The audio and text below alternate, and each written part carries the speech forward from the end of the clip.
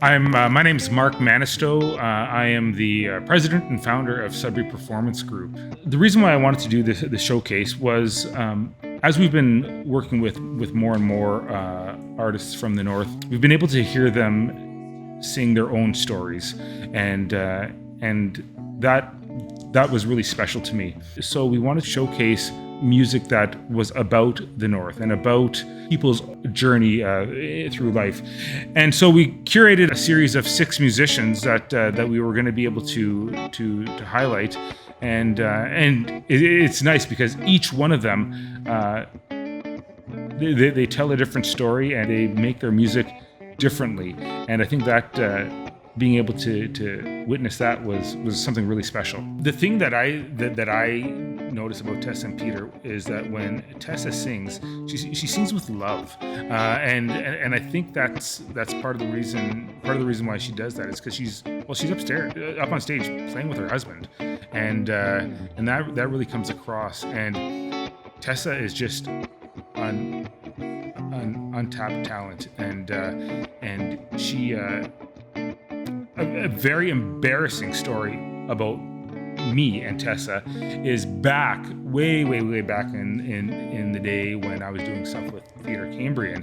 Tessa had actually come out to audition for one of our shows, one of our musical productions, and for whatever reason or another, she just did not get cast in that show.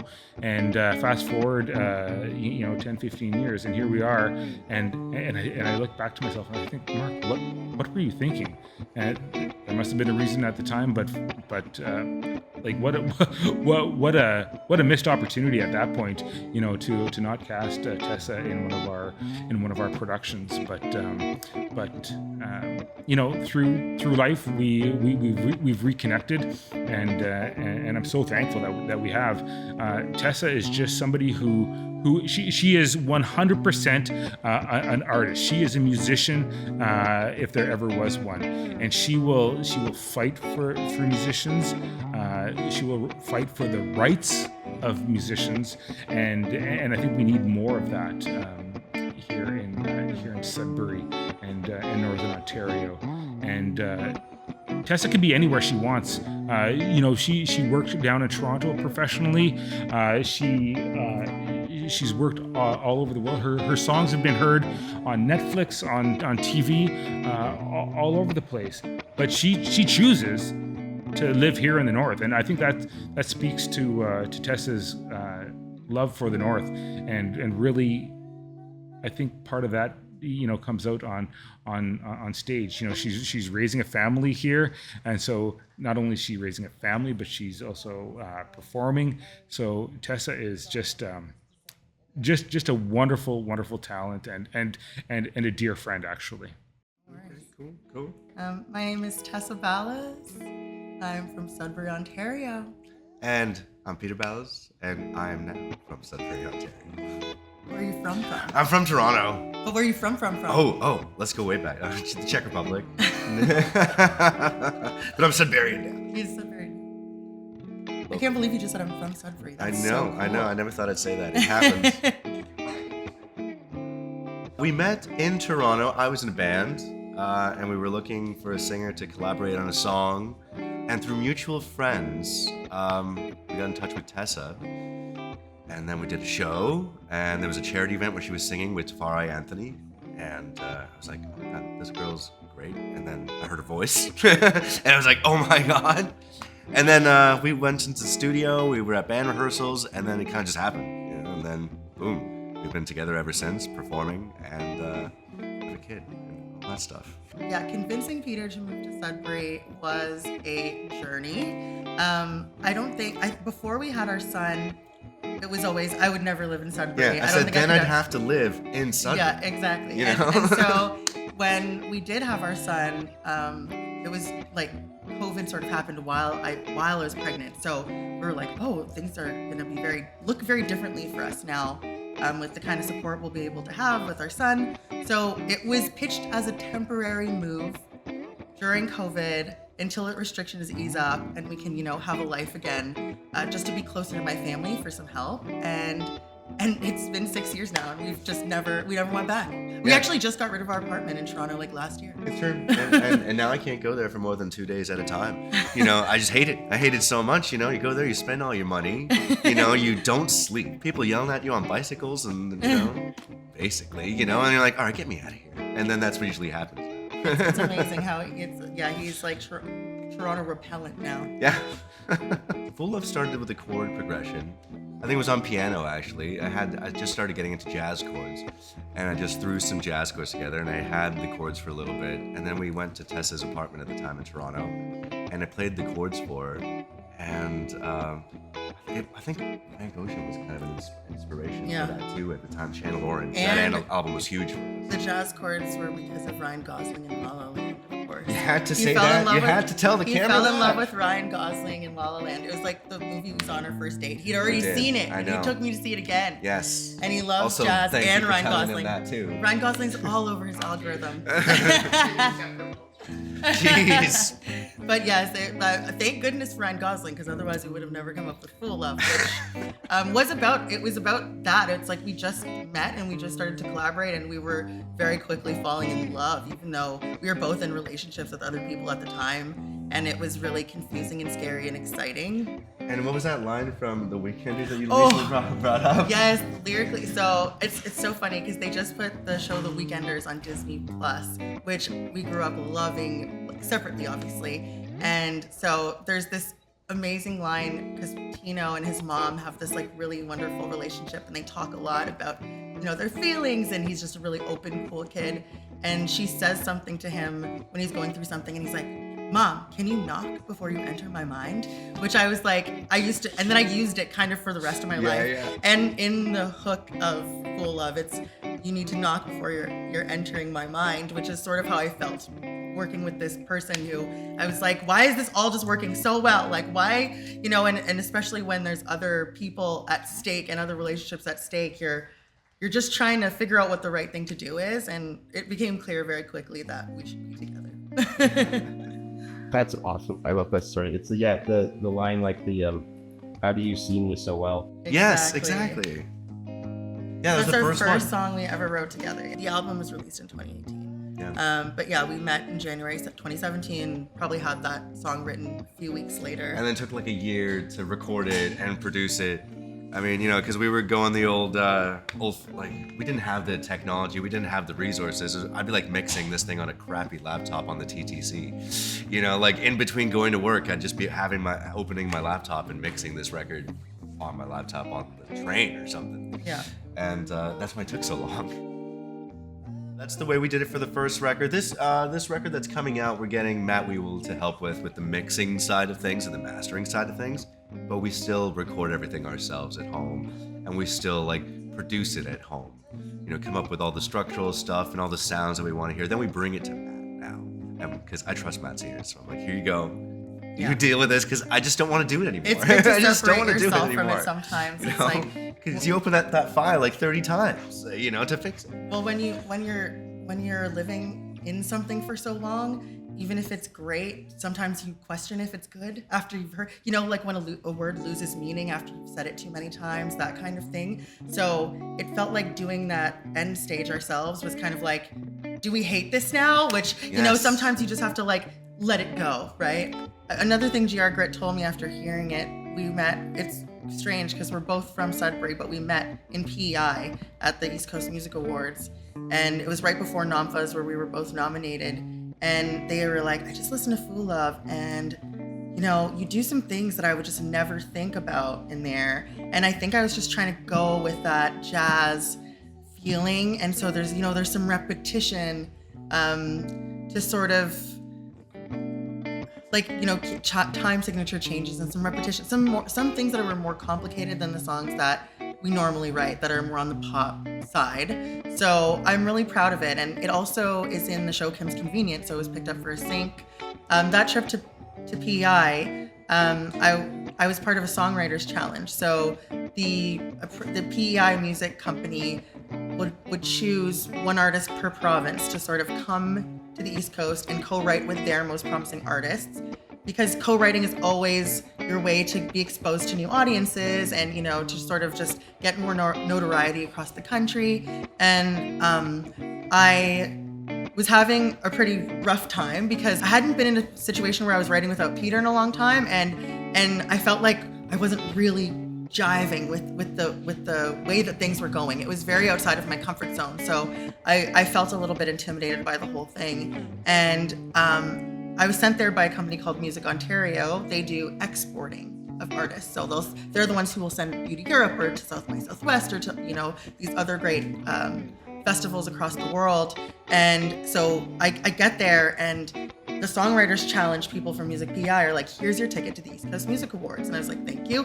And then my Music Ontario colleagues were like, here's your ticket to the East Coast Music Awards. And I was like, oh, so all of a sudden I have 2 tickets to this thing. And I was like, well, I don't know anyone here, so whatever, So I just put the 2 tickets in my purse, didn't think anything of it, and went to the awards. And as I'm entering the awards, I hear this woman who had been in our film and TV sync pitch the day before saying, I didn't know we were supposed to get a ticket. I thought this was covered. And she was sort of talking to the scanners. And so I just turned around and I was like, I have an extra one here, just take it. And it was maybe the next week that she emailed me and said, can we use your music for Kim's convenience? So I think that moment, she had heard the song the day before, but I think that extra moment of connection is what sort of landed it. And so it's been 8 years, but it still pays us every day, which is amazing. And getting to see it on a show that's just so beloved internationally is a huge dream. So it considering that was our first song together and the things that it helped us to achieve, it has a really special place in my heart for sure.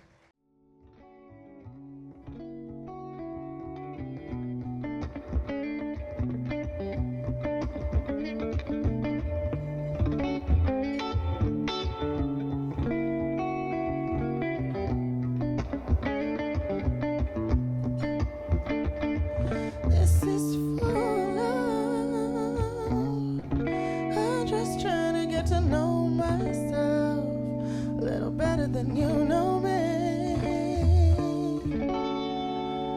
Is it true love?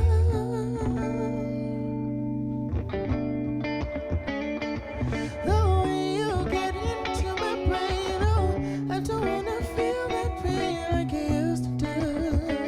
And you just got me nervous when you always know what I'm thinking before I even get a chance to see.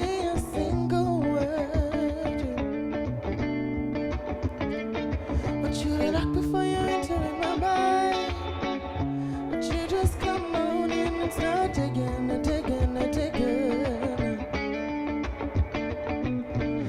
says that I should put up a fight, even when my heart says giving.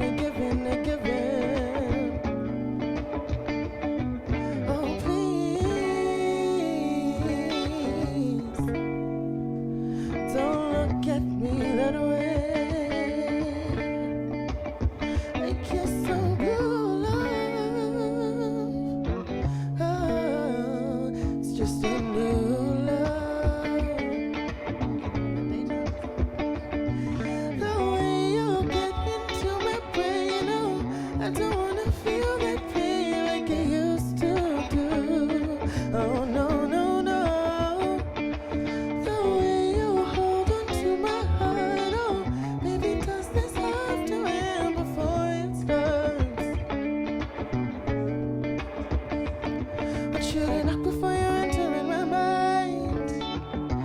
You just come on in and start digging. It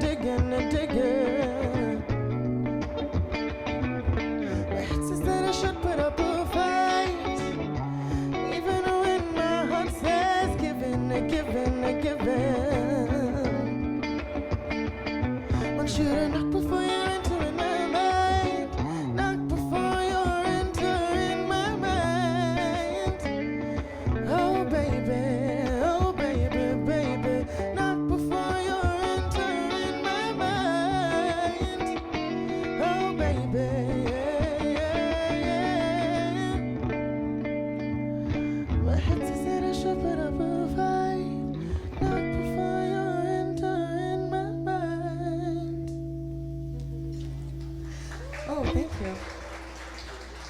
Thank you. We're Tessa and Petr Ballas. I forgot how hard it is to sing in the afternoon. This is like so messed up. And it's actually been a really great weekend of art in Sudbury. So we got to see the Frank Sinatra show at the Sudbury Theatre Center yesterday. Saw Sudbury Burlesque.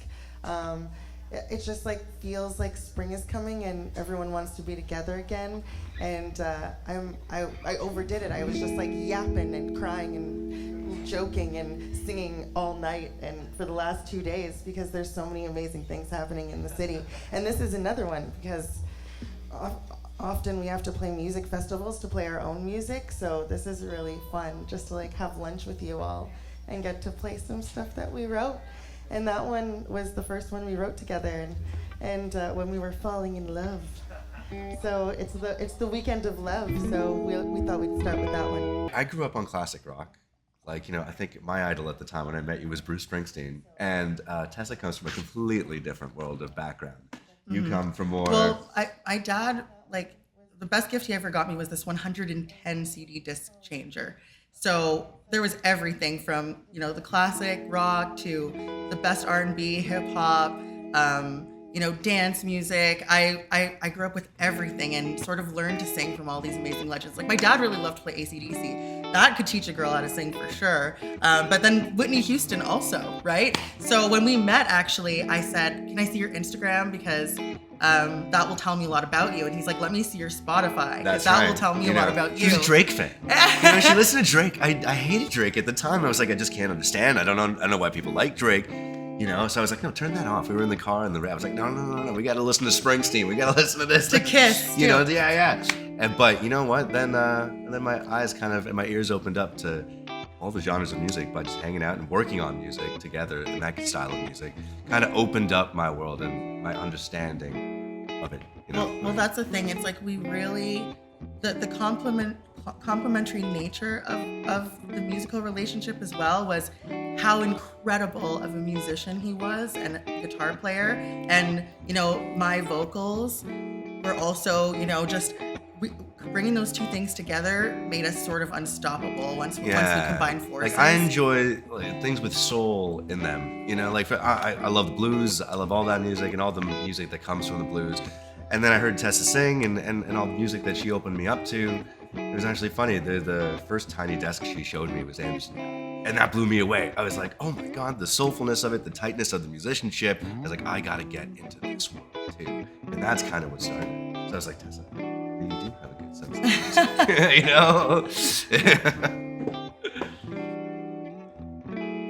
music. 2 a.m. was a song that we wrote when I was touring Europe the year before. We ended up touring together, but we had just met in that January and I was going in May. And so by the time May came around, I was like, would you like to come on this tour? And he was like, that sounds crazy. He was not... I had work. I had a desk job. I couldn't just book the time off. I was like, no, this is too much. What am I gonna do?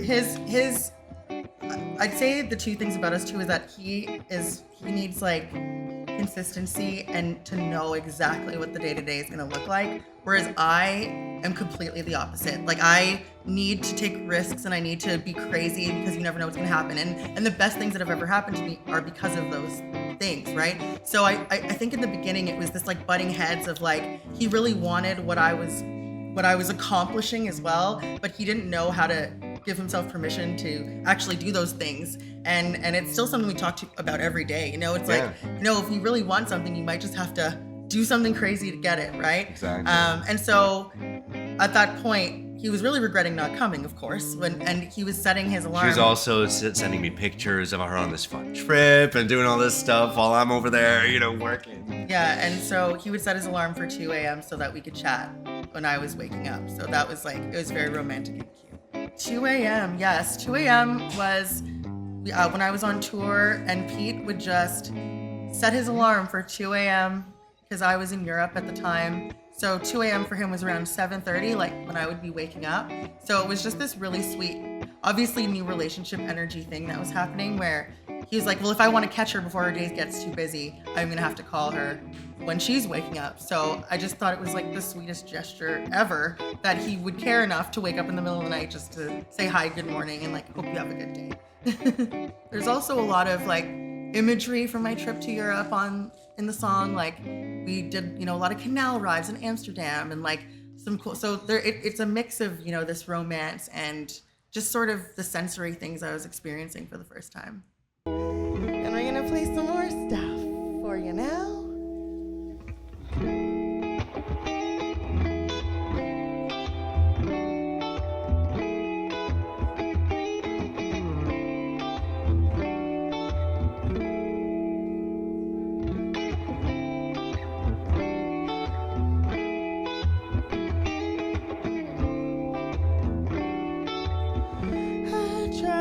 Myself that I feel just as good on my own. Yeah. Late night relationship conversation, your love on the phone.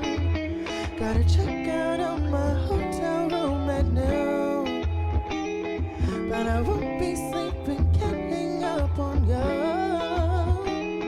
See the sun, see the sun. Take a cruise. You're the only one that's missing now. It's me, you up until 2, talking about how to feel my body. You, me up until 3, talking about the things that you do to me. You up until 2, talking about how to feel my body. You, me up until 3, talking about the things that you do, talking about the things that you do. Talking about the things that you do to me.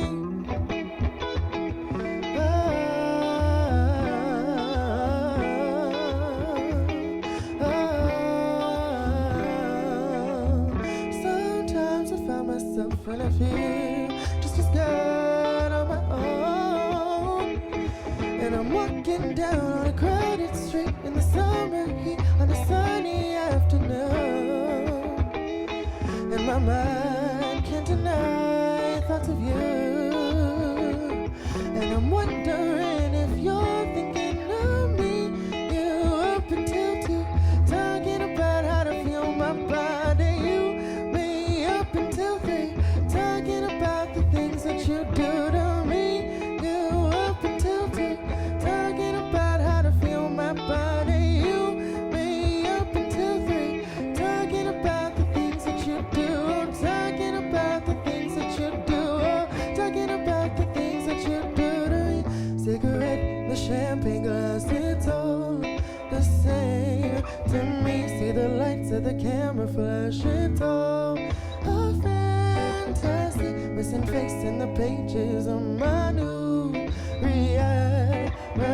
Waking up in the morning, hoping you are all I see. Cigarette in the champagne glass, it's all the same to me. See the lights of the camera flash, it's all a fantasy. Missing face in the pages of my new reality. Waking up in the morning and I'm wondering if you're thinking of me.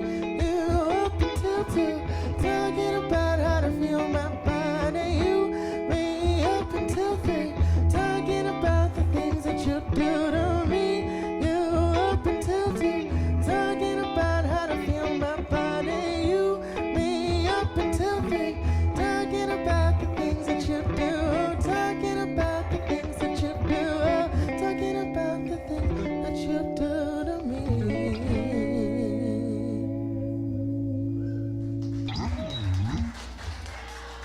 Thank you. That song was called 2 a.m. and I was touring Europe years ago, and Pete would set his alarm for the middle of the night to call me so that we could chat. So. Don't make it come up like all sweet. You're so sweet. Now our son is our middle of alarm clock, so things are different now.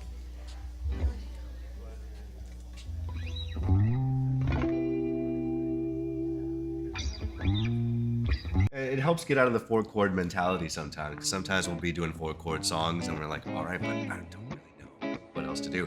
And then somebody that has usually a little more musical knowledge than I do will be like, oh, let's throw the third in there, the fifth, this chord. And I'd be like, oh, okay. Well, I Or think the it was fourth. was it Always Get What I Want, GR Grit? That's it. Yes. So yes, GR they Grit did. is another amazing collaborator of ours, and one of our biggest singles was actually with GR Grit, and we were nominated for Songwriter of the Year at the NOMFAs as well with that song. It was called Turning It Up. And when they came in to finish some stuff we'd been working on, we showed them a new song, Always Get What I Want, which I believe we played that day we as did. well. We did. Absolutely.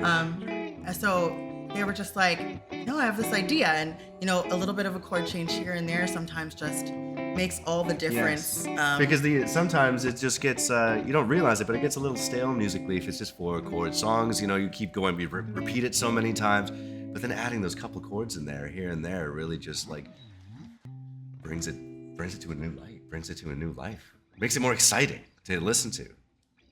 But that song started, oh my goodness, it was years ago after we had toured Europe, and we had met an amazing guy named Ill Vibe. He was a rapper, producer, and he also owns this insane company now called lyricvids.com that's got over 1 billion views. Like every single record label uses this company to make these lyric videos, and it was just like he jumped on that at the perfect time, and it does such a great job with it. Him and his partner Jessica, who's a total genius, and did all of his content work. And so he's like, I'd love to write a song with you guys. And this was, I don't know, it was before COVID probably, that we started it, and then we just were like, can we have permission to finish this, because it was sort of incomplete. So we took the rest of that and flushed it out ourselves. And it started with like a session. Sometimes you meet musicians anywhere on the road. You're like, we should actually get together in a room, in a studio, and try to come up with something. And it's always like, hey, what do you have? What do you have? What do you have?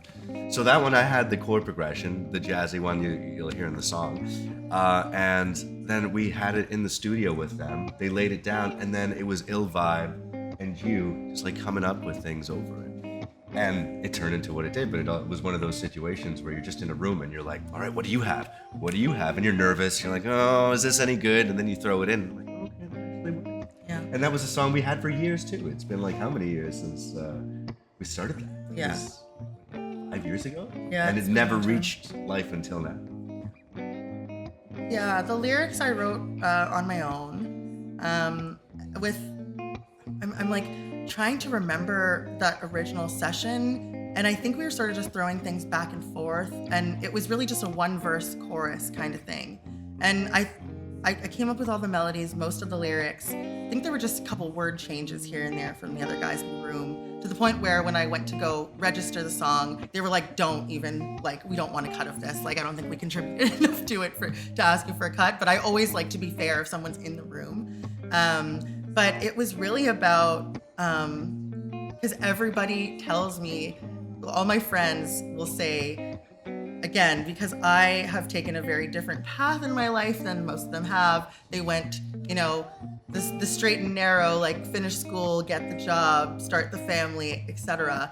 But for me, I was like out there just like taking a lot of risks and trying a lot of different things out because I knew what I wanted. And so my cousin will always say, like, how do you just always get what you want? My friends will be like, you just blow us away, because we always think like this girl is insane, and then it actually works. And so it was kind of about that, but because of the chord progression being a bit romantic, like I just kind of put it in a romantic way. And I was like, I don't know how to articulate this as like just random things that you get what you want, but lyrically it's sort of like you're texting somebody to come over and then they come over right away. You ask them questions about their lives and they just tell you. And so I think it's about being charismatic.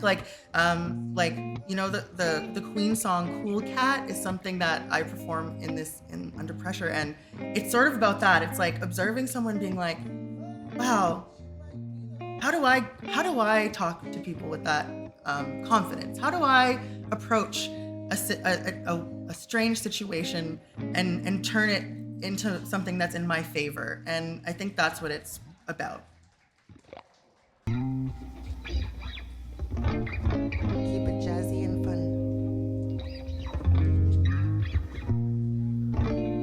So this song is actually not out yet. The first two you can see and hear on wherever streamer you listen to music, YouTube, whatever. But this one is coming out soon, so you can hear it first. What are you up to? I've got nothing to do, just thinking of you. Don't wanna rush you. I got the door unlocked if you wanna come through. You could come on by, I'll put my phone on silent, won't you? So beside me, 'cause we both been vibing. We could get real high, just how I like it. Another slip of the tongue, send a text and you come. Always get what I want. I'm just having some fun, but you might be the one. Always get what you want. What are you thinking? Please tell me all about it, I'll just listen. Tell me, what is this? It would be good if we were us, it would be different. You could come on by, I'll put my phone on silent, won't you? So beside me, 'cause we both been vibing. Looking into your eyes, that's how I like it. Another slip of the tongue, send a text and you come. Always get what I want. Yeah, I'm just having some fun, but you might be the one. Always get what you want. Telling me that you're so tired, send sexy pics 'cause I might drive all night to feel inspired. Let our bodies light the fire. And we drove all night till we saw the gas and light, just to see me in that Charteris. What a mess. What are you up to?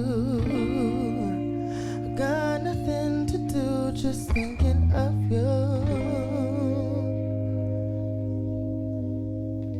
Another slip of the tongue, send a text and you come. Always get what I want.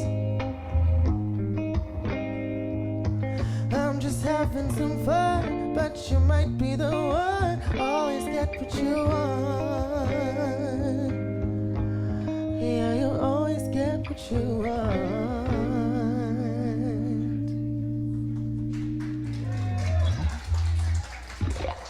Thank you. That one should come out in the spring, summer, sometime. Yeah, today I feel not censored at all. I'm really laying it all out there and saying things that might shock people, but that's okay. You know, it like to the point of what language is used. You know, making sure everything was clean, not explicit in the past. And just like not getting into some of the things that I've been through, which I think are important because I think also social media teaches you that there is a community for everything, right? So if you've felt this way at some point in your life, you're guaranteed not alone, you know? So somebody out there, whether it's my family or not, but somebody, whether it's a young Black person in the same situation as I was, or a queer person who, you know, is scared to speak to their family about what they're going through, if they can find that and feel something, then that's like all that matters to me.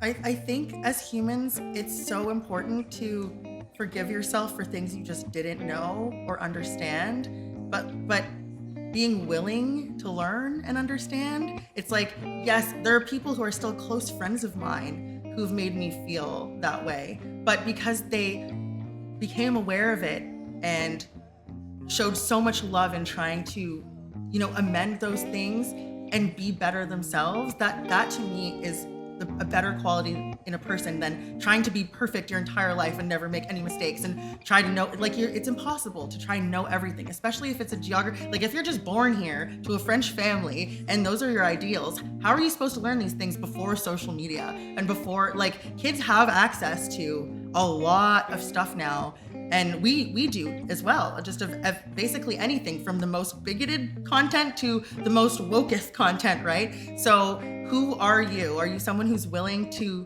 say, you know what, I was wrong about that and I would never do that again? Or are you so set in your ways that it's part of your belief system? Those are two very different things to me. Danger is unreleased and it's going to be on our new album, which is so exciting. We got a lot of support from Ontario Arts Council to write it and record it, which has been wonderful. And it's about the dangerous, dark side of life sometimes, and how I feel like I've always had to balance those things. I don't know how to say this without upsetting my family.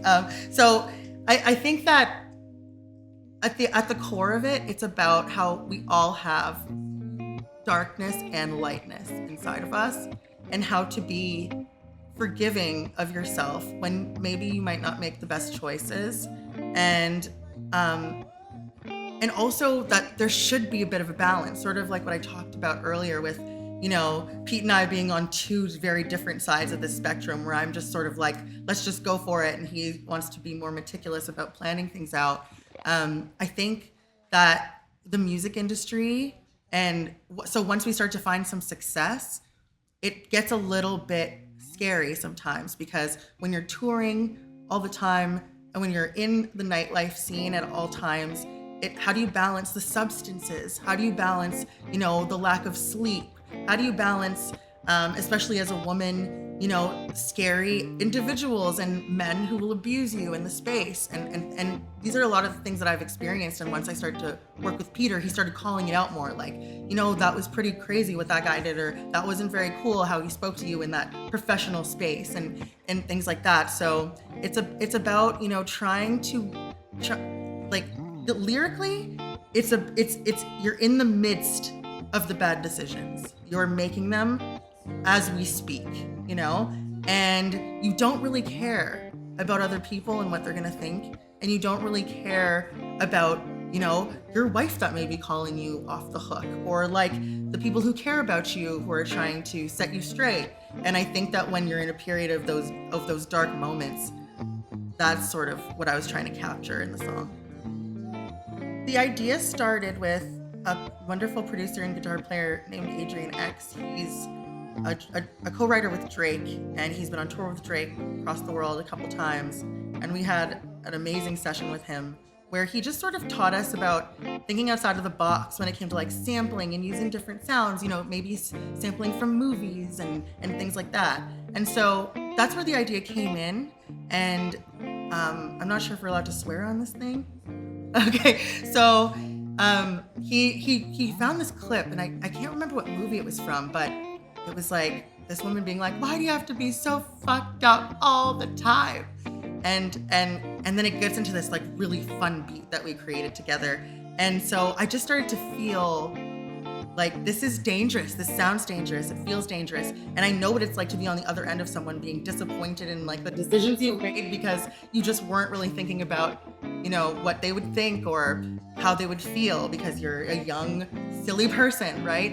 And so the lyrics are all me for that one.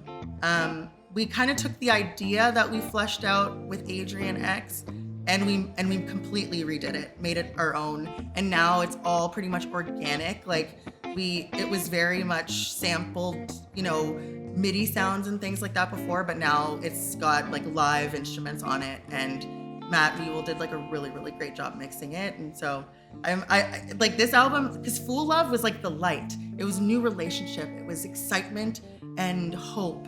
And I think once you've lived through a lot of those things, started a family, go through parenthood, and try to balance being an artist, like you've lived so much more life. Like there's so many other things that I want to talk about here now. And so the dark sides of those things are important to me too. And because it really does create who you are and, you know, where you're going and who you're meant to be.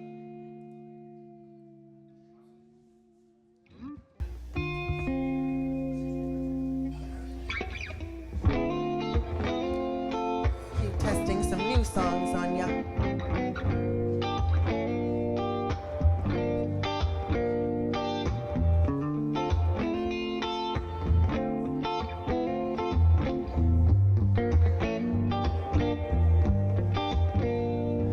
You're a dangerous woman, and you're making me want it. I ain't safe from your loving, 'cause you make it hurt in the morning. This is wrong and I know it, but it's all for the moment. Up against your ropes again, need to feel your dose again. Turn the lights down for you, baby. 20 missed calls from my girl. When I lay you on the table, when I need you more than I will, run around the danger. Wanna feel the danger. We'll run around the danger. I can feel the danger. You try to pull me in close again. I be trying to do the most again. Always trying to be the perfect host again. For your family and friends so you can ghost again. You make me wanna ghost again. Don't wanna hear you give another toast again. That's why you make me want another dose again. Turn the lights down for you, baby. 20 missed calls from my girl. When I lay you on the table, when I need you more than I will, run around the danger. Wanna feel the danger. We'll run around the danger. I can feel the danger. I know that you wanted me so much that I couldn't breathe. Too much now I can't sleep, but I keep running back to. I know that you wanted me, promises that I couldn't keep. Now I'm falling too deep, but I keep running back to. I know that you wanted me so much that I couldn't breathe. Too much now I can't sleep, but I keep running back to. Run, we'll run, oh, we'll run.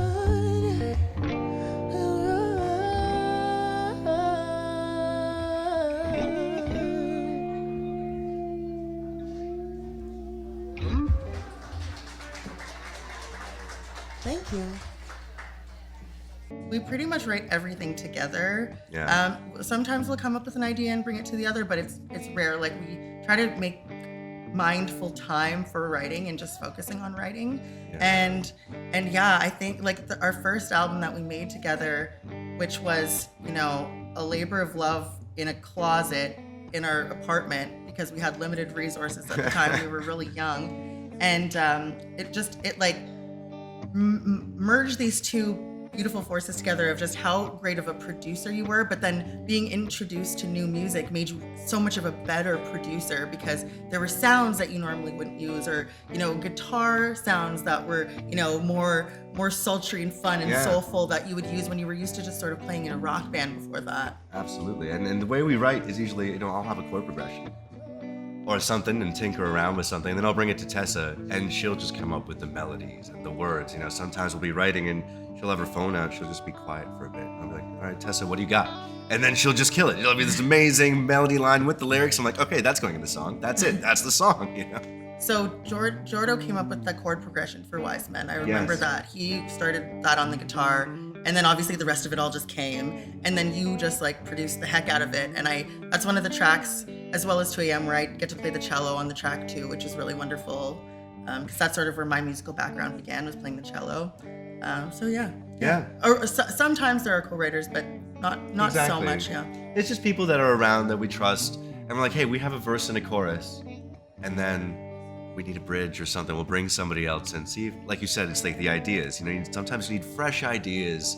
After my grandmother passed away, I was brought up in a really religious Pentecostal environment, and I'm also a queer person. A person of color growing up in Northern Ontario. So a lot of the intersectionality of my upbringing made me feel just really insecure about existing. I just felt like, am I going to hell? Is my family gonna love me? All these things, right? But one thing that my grandma, after all these things came forward, and I was like, I can only be myself, and do you still love me? And she was like, yes, of course, I do. But she would always be like, please read your Bible, please read your Bible, please read your Bible. And so also just made me think about, being a young person and, never being heard and being told, do what I say, not as I do. And so for this blind faith in an infant made me just chuckle and made me question things and made me question all the things I was reading, in the Bible and so on and so forth. And so it was sort of a weird tribute to her to show that, I've been listening and I've been hearing you. But what is the end game here for somebody like me who can't just, blindly believe anything without making sure that it won't be perceived incorrectly as a woman of color, as a queer person? And why do we have to live through fear versus love? And I think that story shows that balance of fear and love in an interesting way.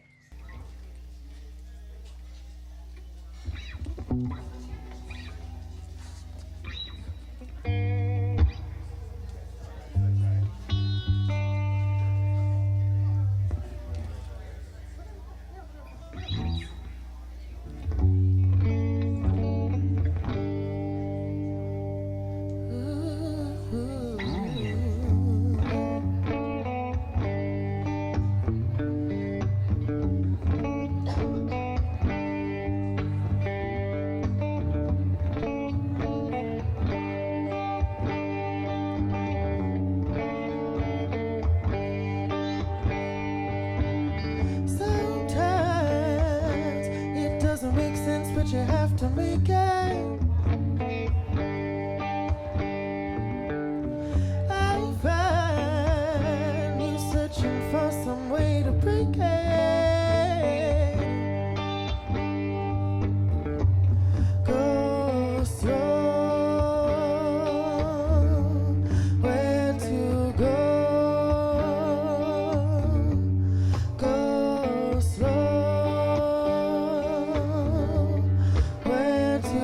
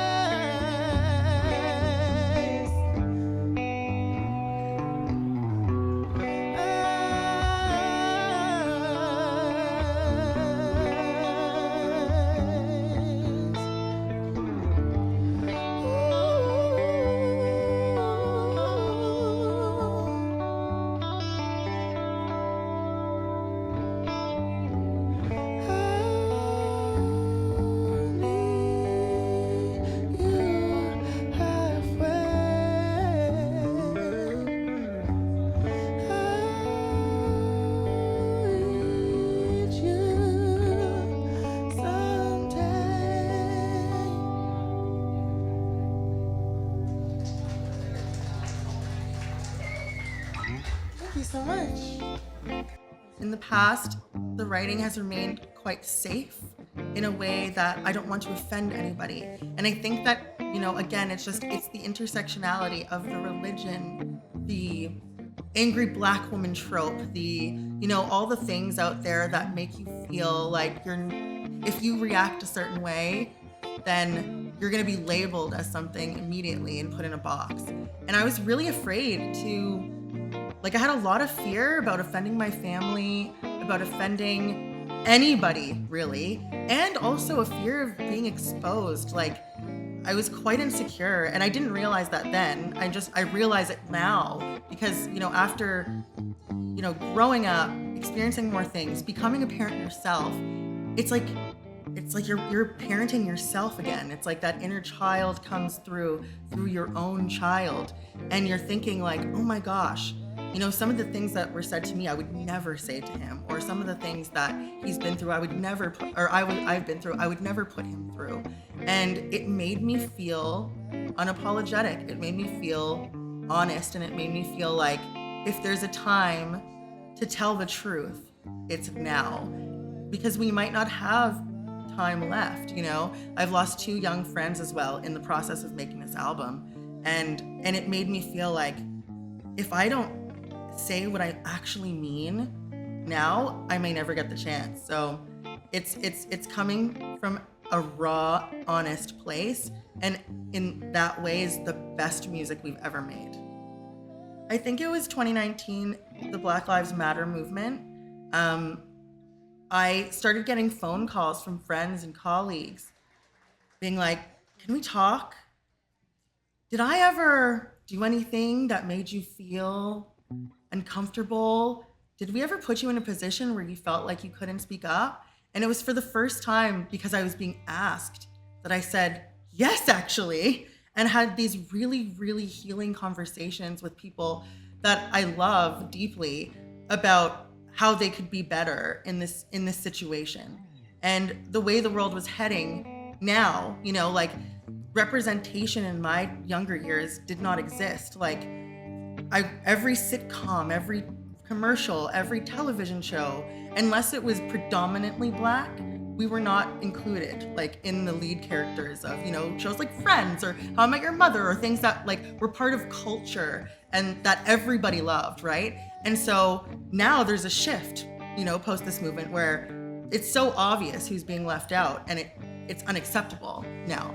And so it's created an interesting thing for me where I am willing to look at myself and say, wow, I just feel, and maybe it's because I'm Canadian and I grew up in Canada and I grew up in Northern Ontario, but I was so far behind understanding what was actually right and wrong in this way, because I was really just trying to make everyone happy versus be myself.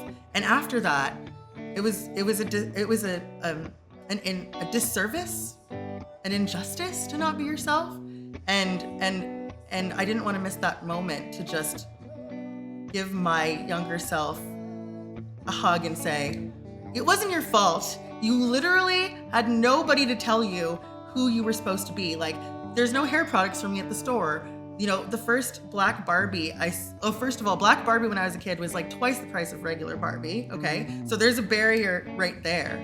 And then when my niece called me a few years ago and she's like, see Tessa, I got to see Tessa Barbie. And it was just this gorgeous Black girl with curly hair. And I'm just weeping, on FaceTime being it's just so cool that that's available to you, right? So there a lot of years of trying to heal so that my son could see that he belongs here. Yeah, the first thing when I moved to Toronto was just, I got a job in a restaurant. It was a Mexican restaurant, and just the intersectionality of race, and the mixed race, I was the only mixed race person or person of color in most classrooms, anywhere, literally growing up. So it was getting smacked in the face with culture and helping me realize what my intolerances were and my biases were, because I just also had never been around anybody Muslim in my entire life. I had never been around anybody who truly Latin, who, who wasn't fluent in English. And it was okay for that to be a thing. You can still find a job, you can still find great joy and make great friends without having these boxes checked off that were these societal norms growing up here. And before we moved back, that was my big, like, I didn't want to move here because I didn't want my son to grow up in an environment where he's othered by folks. But what I didn't realize was that Sudbury was just growing at an exponential rate. And my biggest fear was that, oh man, he's going to be the only kid. I bet that's just not true. And so he was able to, live a bit of his life in Toronto and come here. And it's very, very different. They've got, amazing teachers. Also putting him in public school was kind of a big thing. Because, Catholic school had its, there were things that were just really stressful for me being in that environment. And just having a wider worldview is important and will help you in every way. And so I wanted my son to experience that. And I think that the way Sudbury is growing and becoming more multicultural, he actually doesn't see the difference. I obviously could see the difference and other people could obviously see the difference when I was young, but it's not the same for him, which makes me happy. Skin to Skin is a racy one. I wrote it after so let's go back to many, many years ago. Repeat created this really cool, dirty sounding synth. It's like imagine what a nightclub sounds like from the outside, you can feel that bass and you can sort of faintly make out what's happening, but it's a little, and he played it for me and a couple friends this one day, and we were like, whoa, that's just the coolest sound we've ever heard. And so that goes in the vault. Sometimes you just make things and there's demos or they're little sounds and it kind of went away. And so when we were getting back to writing for this new album that's coming out, I was like, what about that crazy sound you made, that crazy bassy synth? And so he pulls it up and I was like, this is amazing. And then I went on a trip to St. John's, Newfoundland for work, and I went to a club and there was this girl, and so we connected, and she's telling me about this bad Tinder date she went on where she brought this guy home, and it was just very unsatisfying for her. She's like, these guys are so terrible at treating women, they're terrible in bed, they're terrible at all of this shit. When am I gonna find somebody better, And so I wrote the song as a person who would treat her better, if that makes sense. It was forget those guys and just date somebody way better, like me, kind of thing, right? So it's a dance tune, and it's quite pop, quite repetitive. It's meant to be a dance floor banger kind of thing.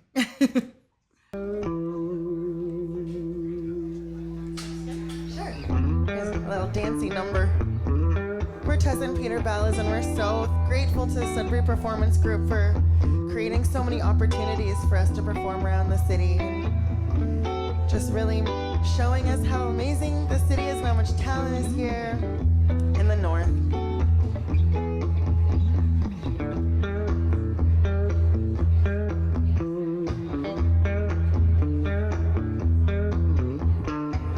In the dark, we're skin to skin, and we both know that it's working. No need to second guess it, girl, you know your vision. You know I won't leave you unsatisfied. I would never treat you like those other guys. Now your breath on my neck and the neon light. Tease me, squeeze me, beg to please me, touch me easy, let me only for the night. In the dark, we're skin to skin, and dripping wet with our bodies sinning. There ain't no second guessing, I'll show you all the pleasure. You know I won't leave you unsatisfied. I would never treat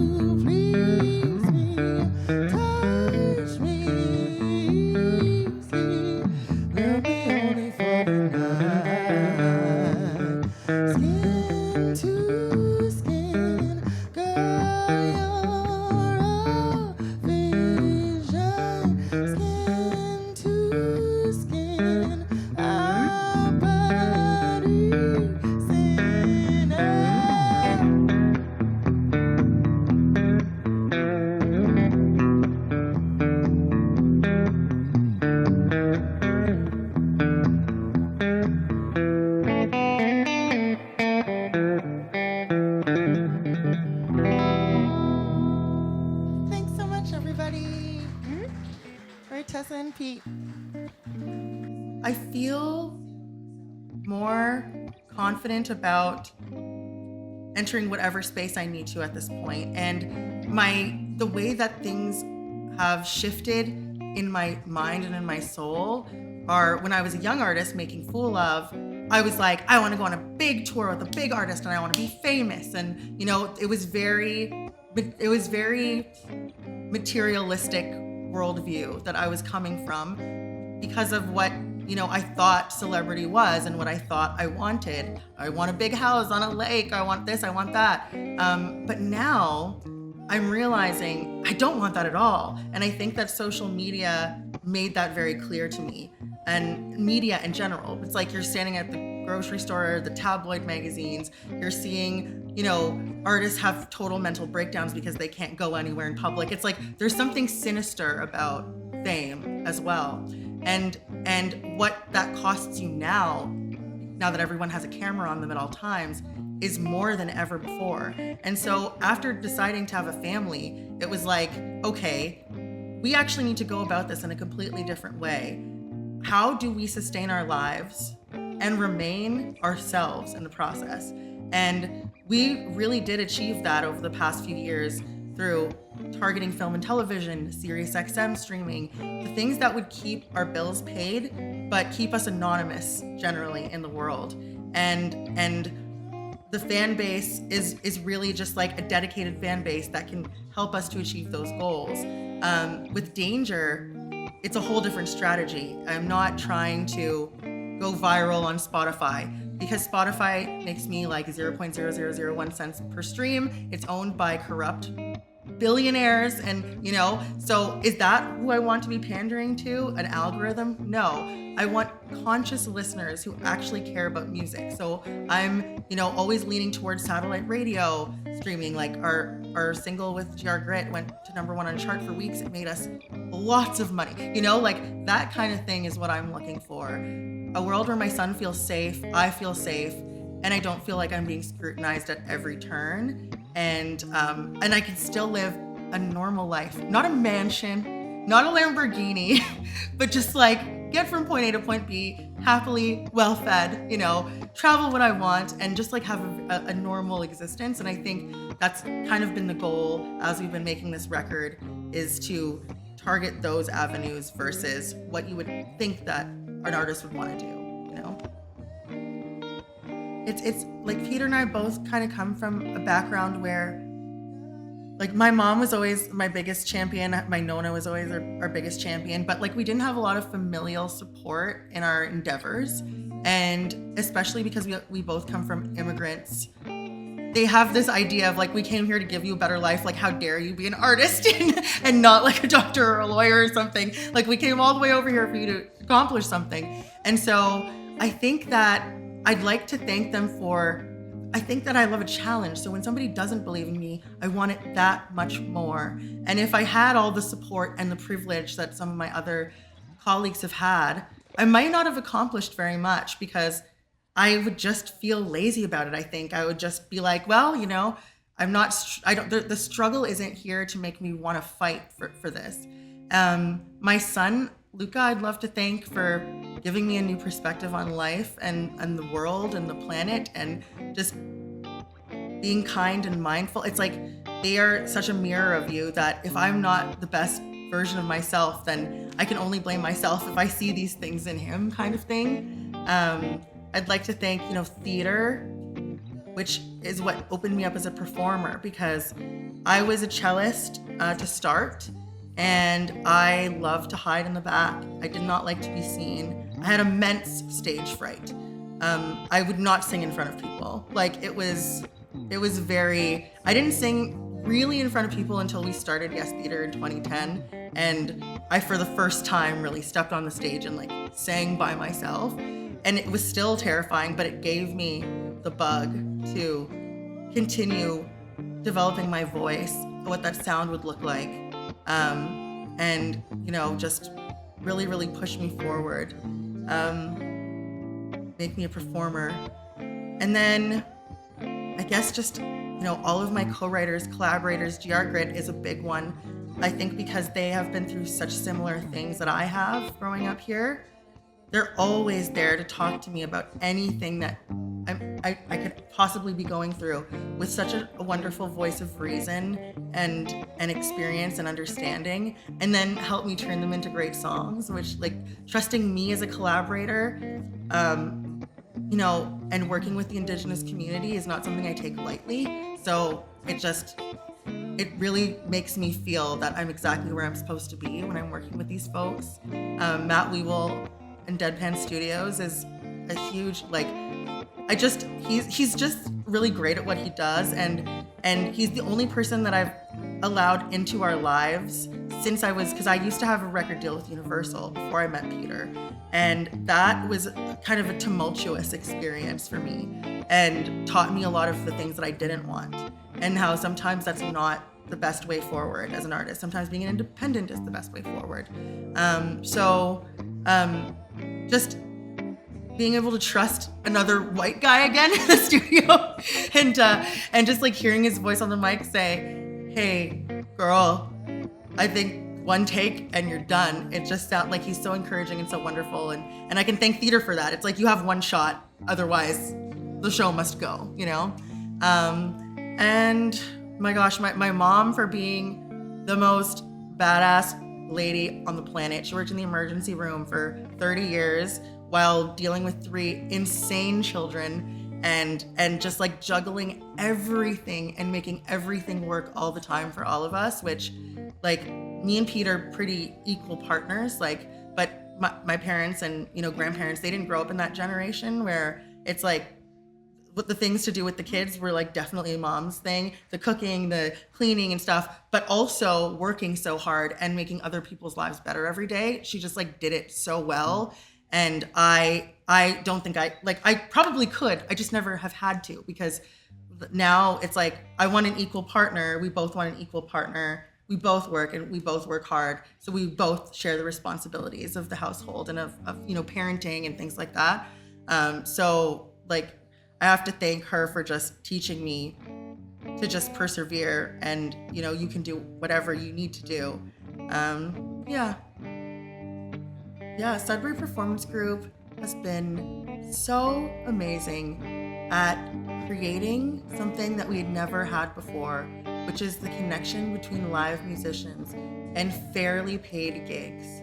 We were so used to getting shortchanged at all of these bars, paying out of pocket for, you know, sound techs and things like that. And it was just like, we would never be able to get our heads above water until Mark decided that artists should be paid fairly for their work. And there should be someone who takes charge of the booking and the organization of these things, instead of having to go through, you know, 12, 13 different channels to get booked here or there and negotiate all these different things. He just makes it so easy for us to just step into the space, do what we do best, and, you know, again, pay our bills. And the way that, you know, it cycles into the theater part of it as well. Like, one thing really just like funds the other, and it's this perfect sort of cycle that he's created to make us feel like we can do this here and we can stay in Sudbury and still make a living. Gosh, it's got to be since we moved here in 2021. We were doing some COVID live stream performances as well, and then that escalated into finally getting to be back in person again. And he's been a constant supporter of us ever since we've been here. Just, you know, if there are any other artists out there, young, green, who need advice, I do have a company called Ballas Media, and it came from my work. When I moved to Toronto, I worked at SOCAN, and I built 2 programs for the SOCAN Foundation. One of them was called the Incubator for Creative Entrepreneurship, which TD sponsors, and the other is Equity X.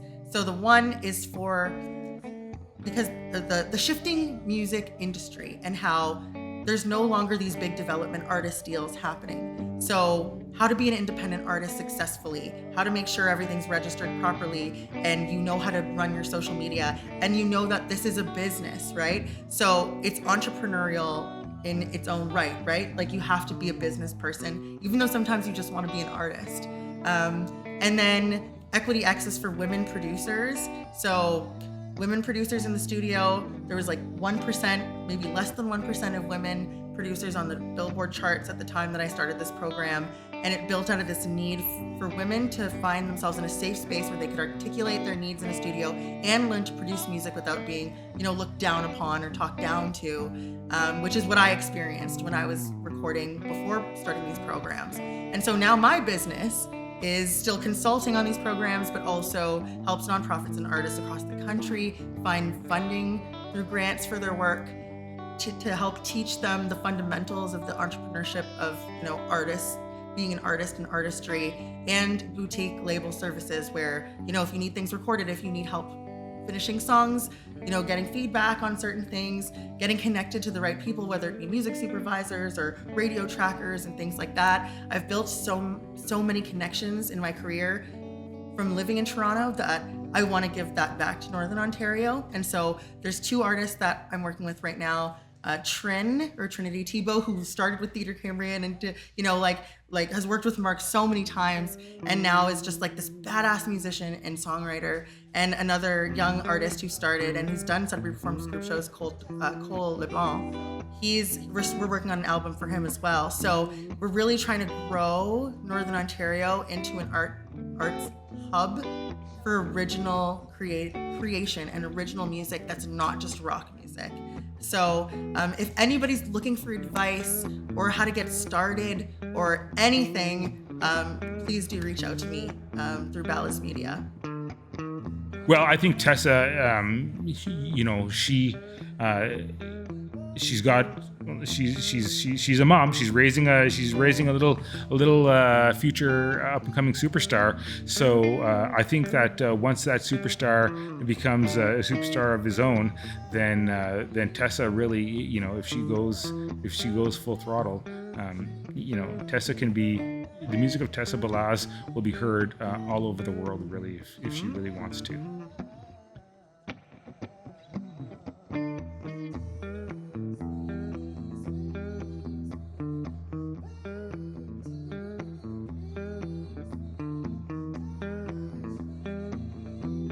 Okay. Just gonna test some audio here for a second. Hello? Hello, Hey. hello. Do you got me? You got me? Check 1 2, check 1 2. Check. Hey. Hey.